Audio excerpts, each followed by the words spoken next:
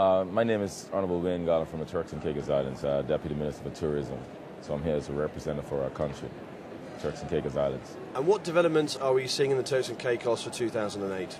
Well, 2008, we're going to see a number of new properties open. Of course, the Seven Stars, that's going to open this year. We're going to see the Ritz Carlton, that's going to open up this year. A number of small other boutique properties are planned to open up this year. Can you tell me about the expansion of the runways at the airport? What will that bring to the picture? When can we expect things to come online? One of the things that we looked at, especially from this year, we're going to the various traveling marketplaces and tourism conferences and stuff, is that we need to put more focus on the European market. And one of the hesitancy with the European market is Europeans like to travel destination to destination, of course. So we need, in order to accommodate that, we need to extend the runway. I mean, right now we have a 7,500 feet runway. We want to get up to 10,000 feet. So we can have, the 777s and the aircraft that like to come directly into Turks and Caicos Islands. So we're embarking on a project to do that now, hopefully starting within the first quarter of this year, and then that should be completed by the winter of 2009, so which will accommodate the tourism from the European travel directly into the Turks and Caicos Islands. What do you think are the main challenges for the Turks and Caicos going forward for tourism? Well, around what I just said, I mean, one of the things that we've always been predominantly, most of the tourists that come to Turks and Caicos Islands from the U.S. market. Obviously now with the downturn in the U.S. economy, I mean, that has put some strain on us. But luckily for us, I mean, we market to a very high-end clientele, so that has helped us along, significantly. We're now looking to expand into Canada and Europe, like I said.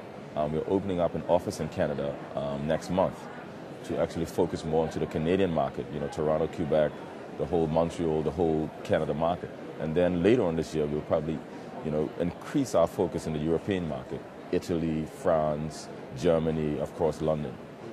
And what you're seeing is that with developed destinations in the Caribbean, they're starting to segment their tourism in order to attract more tourists. Do you think there's more potential for that in the Turks and Caicos? Yes. I mean, for us in the Turks and Caicos, one of the good things about us is that we have a group of islands, and each island can offer its own little sex appeal, if you will. Provo is a very high-end destination. I mean, Grand Turk, of course, we have the Marshall because we have the cruise port there. We're looking at developing North Caicos, Middle Caicos. Middle Caicos will have a big major resort with a golf course and those kind of things. Saul Key, the nice little quiet island. That's the island that we have designated now as environmentally friendly island. So all the development in that island will be surrounded around environmentally friendly kind of construction and so forth. So the difference with us, we're able to offer the tourists and the travel a whole niche, mix-up of different kind of appeals for the traveler. Do you think there's potential to overdevelop? How do you think you're trying to curb any overdevelopment that might go on? As a government, I think one of the things that we're looking at now is trying to scale back a little bit on the development so we can sort of catch up on the industry side, with the training and equipping our people as the Turks and Caicos Islands to handle this kind of mass development, if you will. So I think, I won't say we're overdeveloped, but I think we're getting to the point now where we're reaching our climax as far as development is concerned. So you'll see probably within the next 4 years we begin to significantly scale back on development of Turks and Caicos. And obviously with all this development that's going on and the potential labour force that you have in terms of like local people that can work in the industry, are you doing a lot more in terms of education and bringing a lot more local people on board to fulfil those roles within the tourism sector? Oh yes, I mean, we've over the last year we've opened up another training school, a hospitality training school, just to train people in the industry that are working in the industry now that didn't get that kind of training. They're now able to go back. And of course we have a community college that offers various hospitality courses where our Turks and Caicos Islands can go and get free education in hospitality particularly, and so we can get them integrated into the hospitality industry. I mean, it's very important for us. It's the main source of our income, so we have to protect it. And what did the World Travel Awards do for you in terms of the awards, bringing sort of people to the island, giving them awareness? What do you think it did this year?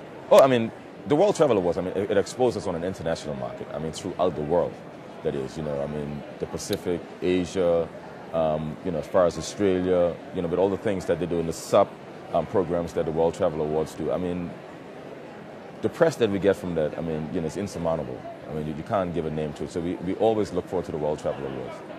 Thanks very much, Wayne. You're welcome. Thank you. Excellent.